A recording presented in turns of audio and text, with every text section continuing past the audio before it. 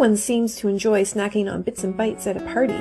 Well, just consider this 9th fun fact of 2024 a bits and bytes version without or maybe with some artificial intelligence in for good measure. Weapons fire detected. We've probably all been to at least one get-together where someone does a headstand, perhaps also defying gravity while imbibing a beverage. Being upside down doesn't always go well, but for Japan's slim robotic moon lander, it doesn't seem to be a problem. This might just be the space photo of the decade.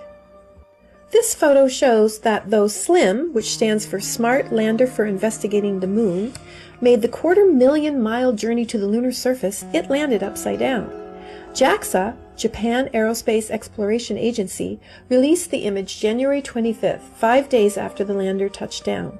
Shortly after touchdown, the mission team realized the spacecraft's solar panels weren't operating. Seeing the golden ship in such a precarious position, yet still intact, reminds us just how difficult it actually is to get on the lunar surface, even 60 years after the first uncrewed moon landings. The solar panel issues have now been rectified, and this image was posted on X, formerly Twitter. JAXA shared a picture of the rocky lunar surface and named it Toy Poodle. The caption to the picture reads, "Communication with SLIM was successfully established last night and operations resumed. Science observations were immediately started with the NBC and we obtained first light for the 10-band observation.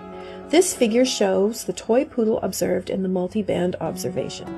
I confess, it took me a few minutes to see a toy poodle, but if you visualize a balloon toy poodle, it might make it easier.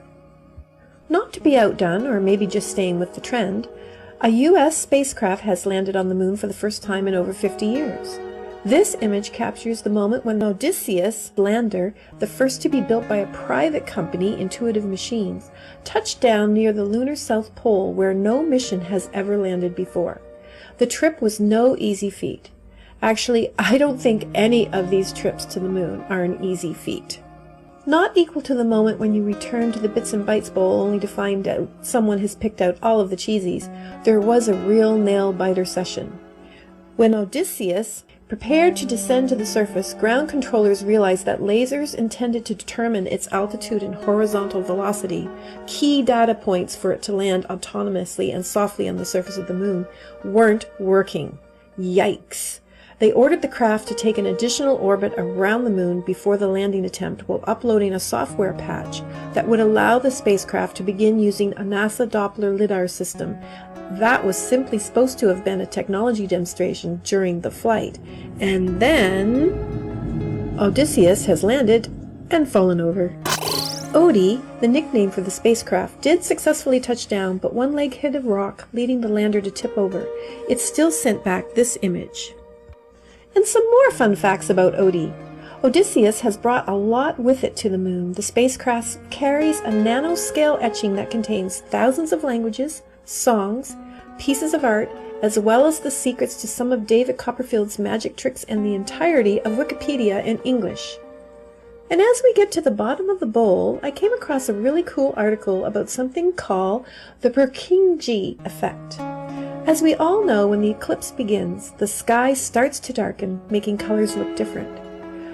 During the Purkinje effect, warm colors like red or orange start becoming less visible, resembling more like gray, while green starts becoming brighter. Therefore, scientists advise avoiding wearing neutrals like black, white, or gray during the eclipse, as these colors blend with the shadows. On the other hand, wearing red and green will stand out from the gray background, helping in observing the Purkinje effect more clearly. The Purkinje effect, named after the Czech anatomist Jan Evangelista Purkyně, refers to the phenomenon where the sensitivity of the human eye to different colors changes under different lighting conditions, particularly during the transition from daylight to twilight. As interesting as this is, I am going to just wait for a regular observing night to check out the Purkinje effect. On April 8th, I am still going to be wearing my cool new black eclipse sweatshirt, and I won't be looking for who's wearing what. I will only be watching the eclipse.